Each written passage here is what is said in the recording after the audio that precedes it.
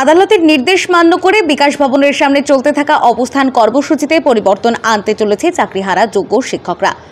শনিবার সকালে তারা জানিয়েছে, আদালতের নিয়ম অনুযায়ী তারা রাস্তা ফাঁকা করতে রাজি এবং কলকাতা পৌরসভার কর্মীরা এলেই তাদের সঙ্গে আলোচনায় বসবে।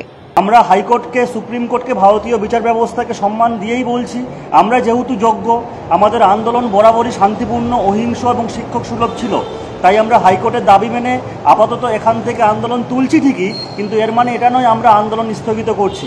আমরা আমাদের পরবর্তী যে পরিস্থিতি আমরা সম্মুখীন হব, আমরা পুনরায় আবার সেই রকম পরিকল্পনা করে আমরা আন্দোলন, বৃহত্তর আন্দোলন আমরা রাখবো।